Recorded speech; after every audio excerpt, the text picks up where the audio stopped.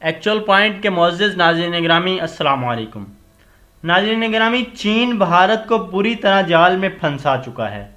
بھارت کو اب کہیں سے بھی نکلنے کا راستہ نہیں مل رہا، چاہے وہ فضا ہو یا زمین۔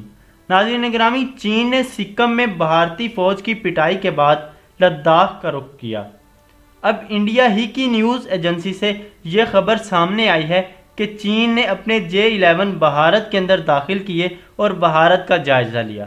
ناظرین گرامی، چین اپنے جہاز بھارت کے اندر داخل کر کے کافی دیر تک کارروائی کرتا رہا، جبکہ بھارتی فضائیہ گہری نیند سوئی رہی۔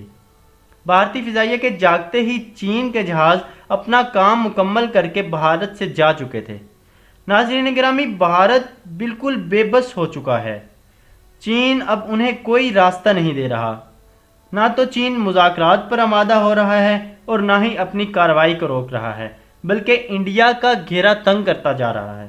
ناظرین گرامی، پہلے تو انڈیا اور چائنا کی بریگیڈیئر لیول کی بات چیت ہوئی، جس میں چائنا اور بھارت نے مل کے بات چیت کی، لیکن اس بات چیت کا کوئی فائدہ نہ ہوا، ان مذاکرات کا کوئی فائدہ نہ ہوا، اور چائنا نے اپنی کارروائی کو جاری رکھا اور بھارت کی بات ماننے سے مکمل انکار کر دیا۔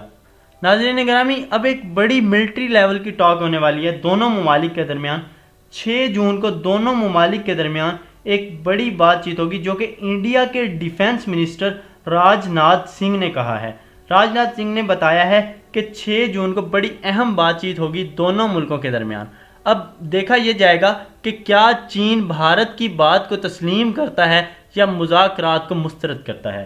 ناظرین گرامی، اس کے علاوہ ایک اور آرٹیکل سامنے آیا ہے جس میں یہ واضح بتایا گیا ہے کہ چائنا کی نیوی نے پاکستان میں آ کر گوادر کے مقام پر اپنی بیس بنائی ہے۔ اب یہاں بھی بھارت کے لیے مکمل خطرہ ہے۔ ناظرین گرامی، چین نے کوئی بھی ایسی جگہ نہیں چھوڑی جہاں سے بھارت کو ڈرا کر نہ رکھا ہو۔ جب پاکستان انڈیا کے خلاف کچھ کرتا تو انڈیا انٹرنیشنل میڈیا پر شور مچاتا تھا کہ پاکستان نے دہشت گردی کر دی اور ہمارے اتنے نوجوانوں کو مار دیا، لیکن اب چائنا کی بات انڈیا بالکل خاموش ہے۔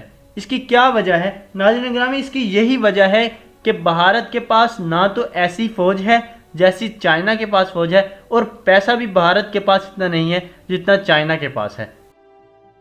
یہی وجہ ہے کہ انڈیا اب شرمندہ ہو چکا ہے اور خوف زدہ ہو چکا ہے۔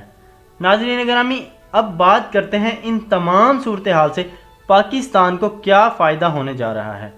اب پاکستان کو سی پیک کا کوئی خطرہ نہیں، کیونکہ چائنا اصل میں سی پیک کو بچانے ہی میدان میں آیا ہے، اور اسی وجہ سے وہ بھارت کا گھیرا تنگ کر رہا ہے کہ سی پیک کو بھارت کوئی نقصان نہ پہنچا سکے۔